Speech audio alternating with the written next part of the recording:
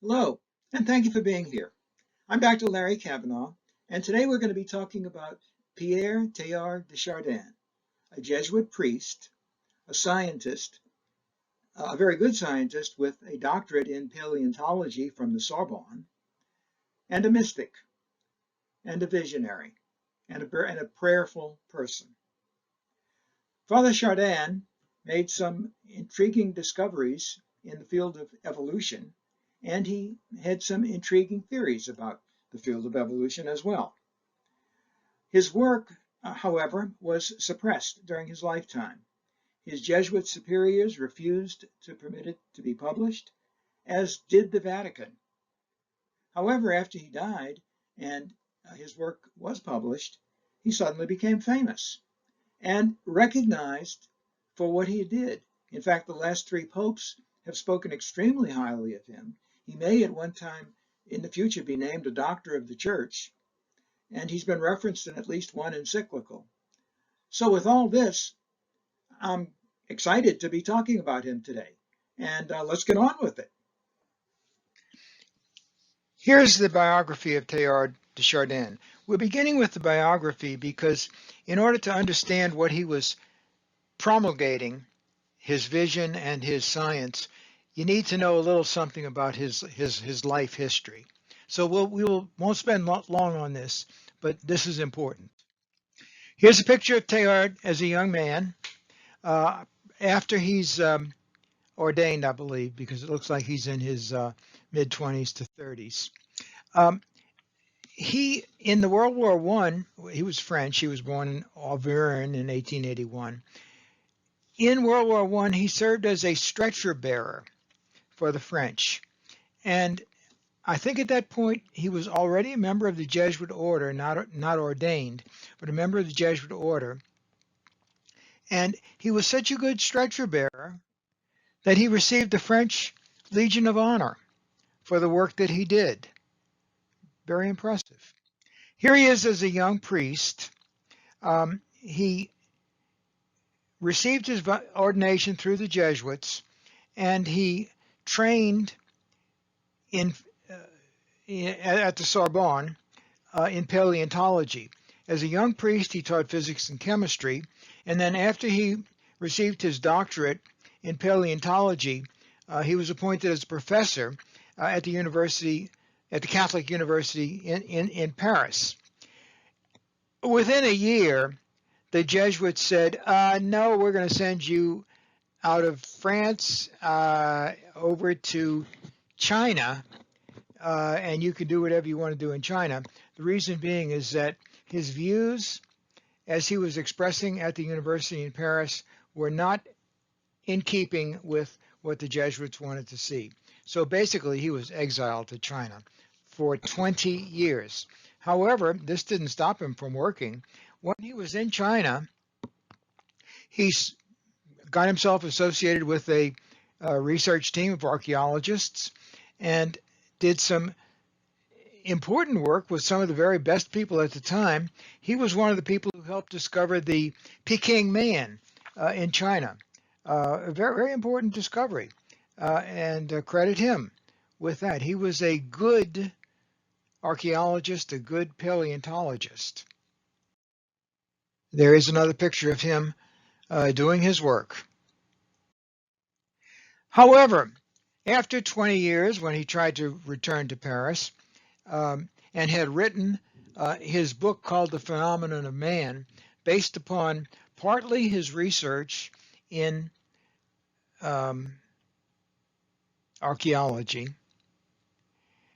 and partly in his visions of what comes after this, that his book called The Phenomenon of Man was suppressed by the Jesuit order. They even took him to the Vatican for a trial, but they refused publication of his book and the follow-on, which was his idea of the divine milieu. Teilhard, being the loyal Jesuit and obedient priest, did not protest this, just let it happen. After his death, his book was published and became a wild sensation after 1955 in the rest of the world for what it said, even though it was still not quite in keeping with what the Jesuits or the Vatican was interested in. But look at this. There were several countries that made stamps in his honor.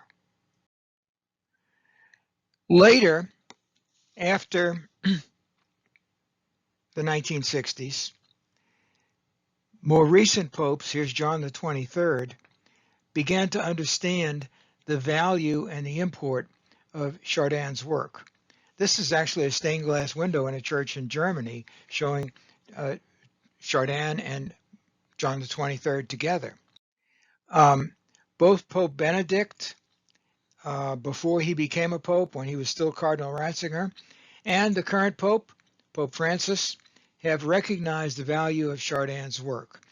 Maybe it's not going to receive the ex cathedra pronouncement that it's all correct, but it's certainly got the blessing of the Pope in that part of it is obviously scientifically correct, and part of it is a valid interpretation that one good scientist may have made to what comes after physical evolution.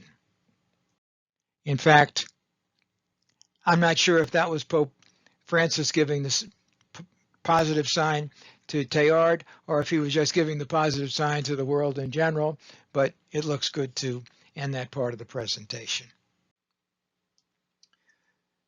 Now, to get into the work that Chardin is most famous for, The Phenomenon of Man, the book actually has two parts. One, which is about 2/3 of the book, concerns the physical evolution of man. This is what the scientists can discover, what evolution tells us. It's about how the Homo sapiens was derived through the primates on up, and it's basically the science of it. The spiritual evolution, which is the second third of the book, the last third of the book, is more about how man's spirit and intellect developed, and this is where Teilhard made his own personal theories about, because the science on this is basically non-existent, but you'll see what I mean. So the book, The Phenomenon of Man, was written around 1938 and was soundly rejected for publication by the Jesuit order, not by the publisher, and by the Vatican, because it was considered inappropriate, probably not because of the first part of the book, the physical evolution of man, but it's that second part that I think concerned the church. Let's talk about evolution. Evolution, as we would know it, occurs because of the fact that the child is not exactly the same as the parent.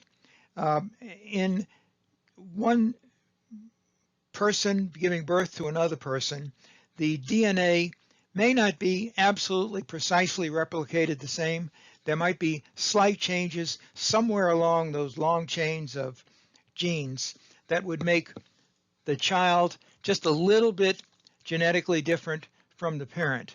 Now, these differences might be good, might be bad. Actually, for the most part, a genetic change from parent to child is a bad thing. You can think of genetic changes as being, say, like the Down syndrome or others. These are not good. In fact, most genetic mutations don't help us. They actually worsen the child. But occasionally there are genetic mutations which improve or change what a person or an animal is. And over the course of many generations, these things can add up. New species can form if enough changes in the DNA have occurred. And that's what evolution is about. In the case of man, it's a long way to go from a single-celled life form even to a chimpanzee, a primate. And it's an even longer way to go through the chain of primates up until you reach the Neanderthals and the man, the Neanderthal and the Homo sapiens. But the Neanderthal was the first species to achieve something a little bit beyond just the pure physical evolution. If you take a look at the different skulls, they don't really look that much different, but the Homo erectus and the modern human are not really that much difficult. But the Neanderthal man appeared around 200,000 years ago, and there was something special about the Neanderthal. The Neanderthal, unlike anything that had preceded him, had the gift of reason. The mind of a Neanderthal could think. What do we mean by the gift of reason? Well, there are certain things that would distinguish the way a man can think from the way an animal can think. And some of the characteristics are making fire, drawing pictures, assimilating in tribes of ever-growing size, and burying the dead and wearing clothing. All of these things are characteristics of something that's beyond an animal. And the appearance of this in the Neanderthals apparently occurred at about a sudden moment in history. And it was about 200,000 years ago, plus or minus 10,000 years. And we take that to be the sign that something changed between an animal and a man. Now, don't get excited. Everybody says that you can tell human beings because their brain is so much bigger than animals. Well, not necessarily. This chart that shows a lot of things, brain weight versus body weight, the ratio, you could see anything above this solid line are critters that have higher than average brain to body ratios. And of course, man is right on up there, but wait a minute, we're about the same intelligence level if you take that as a dolphin. And a chimpanzee is also slightly more intelligent. I mean, not intelligent, but the ratio of body weight to brain weight to body weight is higher than average. You can't tell how intelligent a species is just by measuring the size of the brain versus the size of the body. That's the point of that slide. But the Neanderthal man had this extra oomph in his brain that we have and no animal has. Made clothes, buried the dead, could learn how to hunt in a sophisticated way. And that's what made the Neanderthal special. Now, why am I focusing on Neanderthal and not Homo sapiens? Well, Homo sapiens was a slightly different species from Neanderthal, but they interbred. And as a matter of fact, they interbred thoroughly to the point that we modern humans all carry in our brain a little bit of Neanderthal with us. And that's science. This is not theology. Now, what made our brain different? We're not sure, but that's what we could classify as the magic ingredient that you can't explain by physical evolution. That's probably where God steps in. There is a little bit of controversy, by the way, among scientists whether or not the original gift of reason was given just to two individuals, namely Adam and Eve, or whether it was more broadly spaced over a tribe of Neanderthals. The scientific evidence is simply not there one way or the other, and it doesn't really matter. The fact of the matter is it was one moment in history where intelligence suddenly appeared. Now, what about intelligence? Let's get away from the stuff we can measure.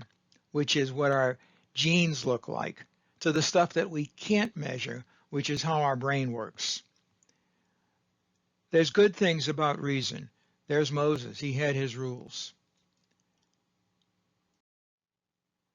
There's bad things about us, though. We're our history is pretty bad. We've been pretty barbaric. We started out barbaric. This is ancient warfare.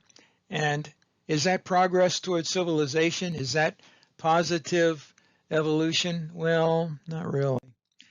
On the other hand, we've done wonderful things.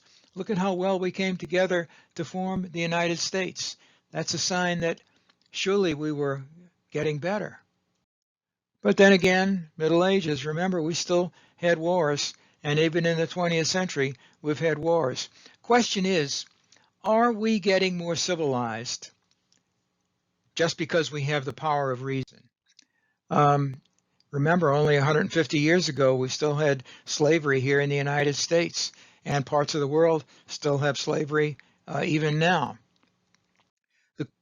Yet we have the United Nations. And look at that, the central place where the United Nations meets. Isn't that interesting? That looks like a cross, doesn't it? Just pointing that out.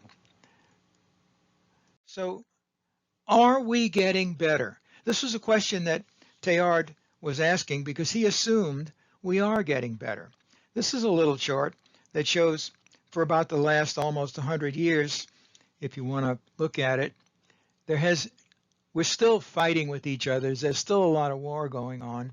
However, if you take the numbers down from about the 1940s to now, the actual number of people dying per 100,000 people population in warfare is actually going down. That's not great to still have all these wars, but is there some progress?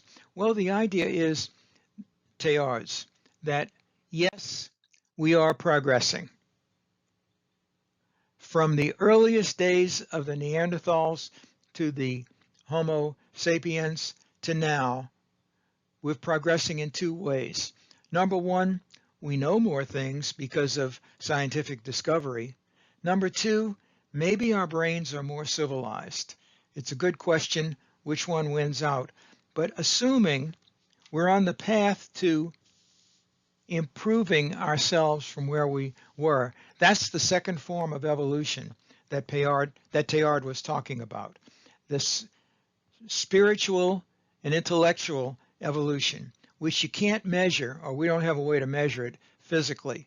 You can dissect the man's brains from today as a man's brains from 1,000 years ago, and I don't think you'll see any difference that you can put a number to.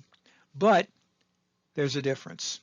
And that's the idea that we've entered a phase of human growth from the physical evolution to the spiritual and intellectual evolution, which Chardin called the noosphere, or the knowledge evolution sphere.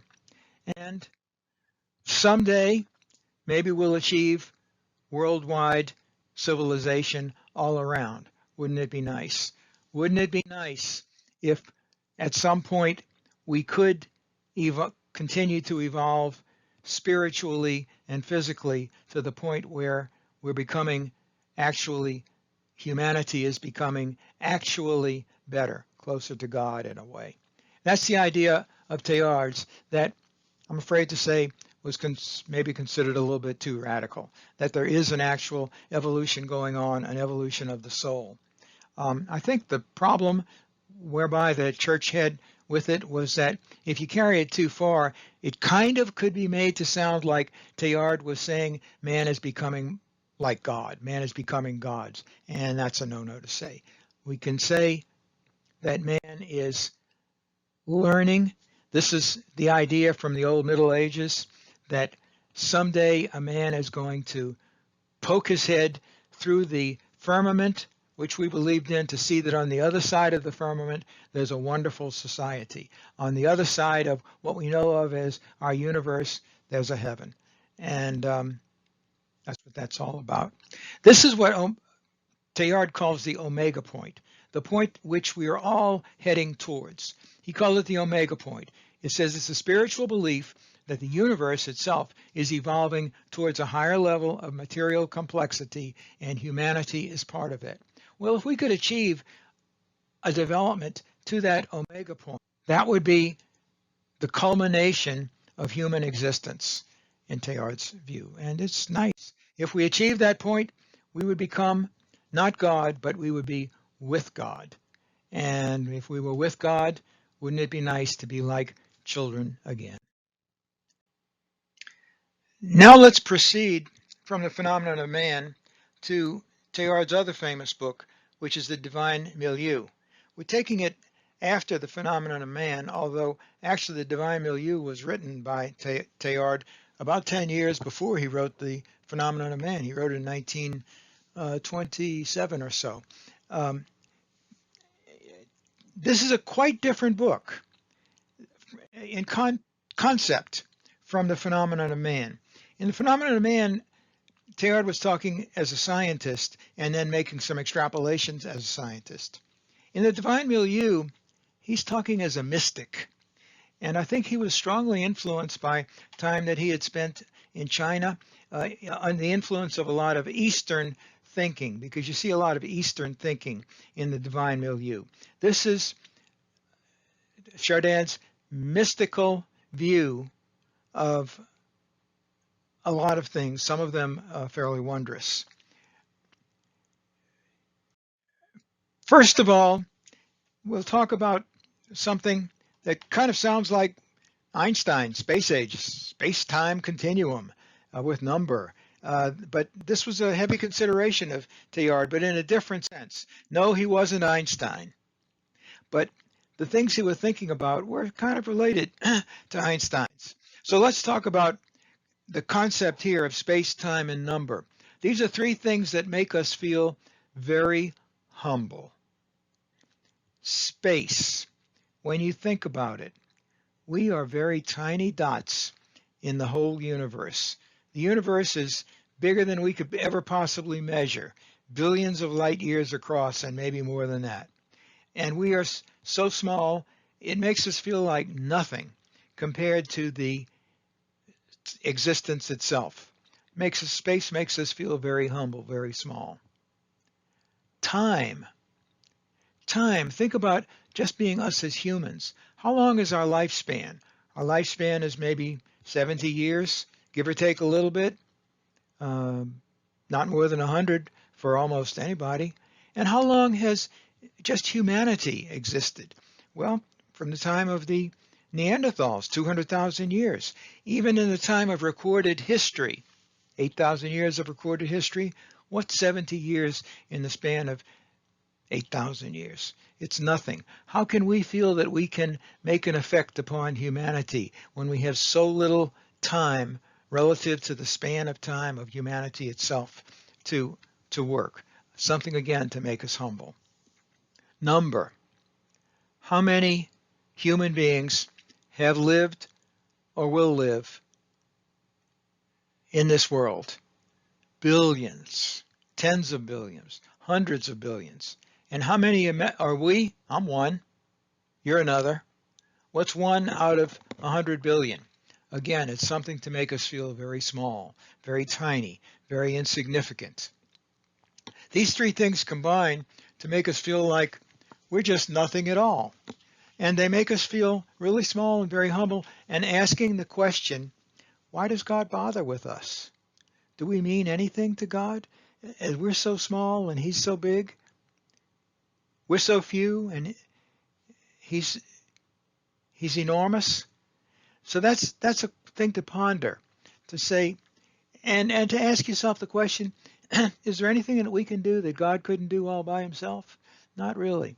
But yet, the positive side of that is, with all that is said and done, we know that he loves us and he made us and we're his greatest creation. Here's the yin and the yang of it. The yin and the yang, a symbol for it is there, is of course an Oriental Eastern symbol, and it kind of signifies that to everything there are two sides. There's good and evil. There's big and little. There's simple and complex. Everything has two ways of looking at, two sides to a thing.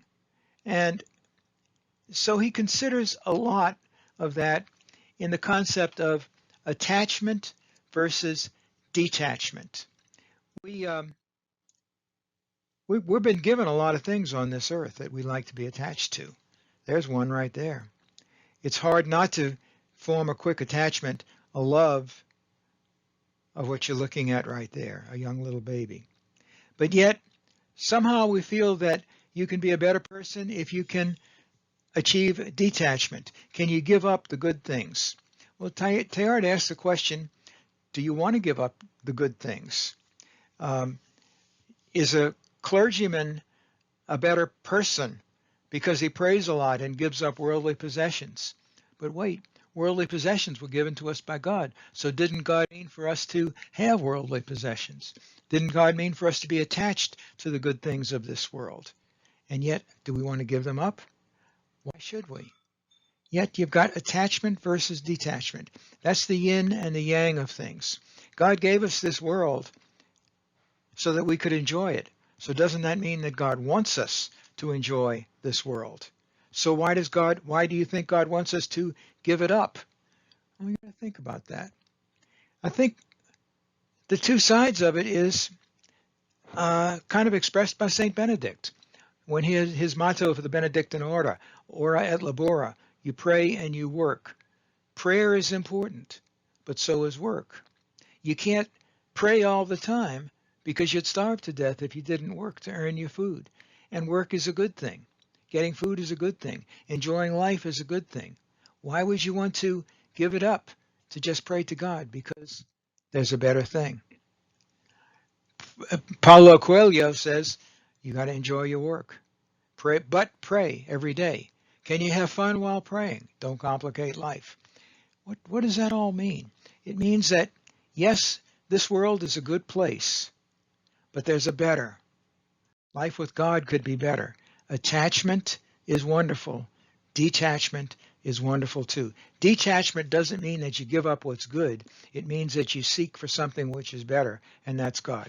Anyway, that's Teilhard's idea of detachment and attachment. Attachment to Christ is the secret of detachment from the world. Got it? Hope so. Now, there's the other thing that Teilhard worried about. Are we going to blow ourselves up? We got this bomb, this very big bomb, that if it's enough of them are set off in the right place, as we've known, could maybe blow up the whole world. Is that the destiny of mankind, to start getting along this path of evolution, this spiritual evolution, only to blow ourselves up before we reach the end? Well, Teilhard says, no. I think we have some faith here. God doesn't make mistakes. God doesn't play dice with the universe, as Einstein said. If God made man with the ability to get into the noosphere, with the ability to seek for the omega point, then God intended for man to at some point in time reach that omega point. Therefore, let's not worry that man's going to blow himself up. God knows we're not going to blow ourselves up. Mankind is irreplaceable. And as it says, therefore, however improbable it must seem, man's going to reach that goal infallibly.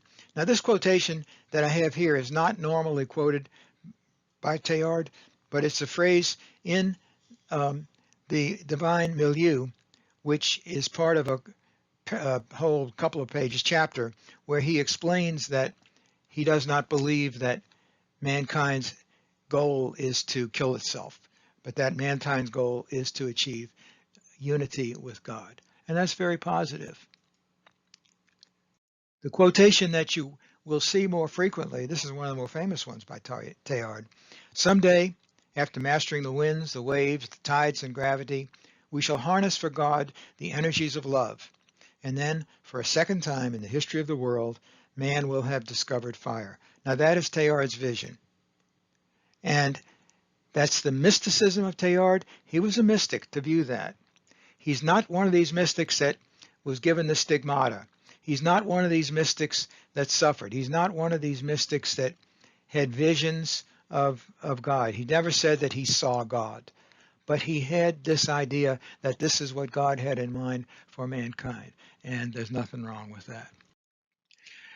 One of the things about Teilhard that you'll find in the Divine Milieu is there's several places where he pauses to give his version of prayers. There are several that are good, but this one struck me, and I thought it might be a good way to end this program. It's his prayer on growing old, and this is just part of it. O God, after having perceived you as he who is greater than myself, grant, when my hour comes, that I may recognize you under the species of each alien or hostile force that seems bent upon destroying me or uprooting me.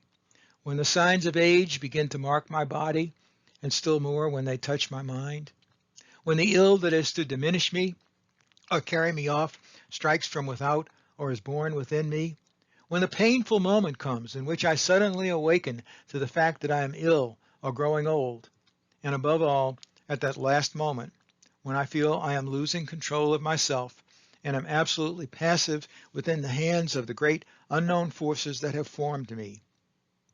In all those dark moments, O God, grant that I may understand that it is you, provided only my faith is strong enough, who are painfully parting the fibers of my being in order to penetrate through the very marrow of my substance and bear me away within yourself. Teilhard, God bless you. It's been fun and enjoyable.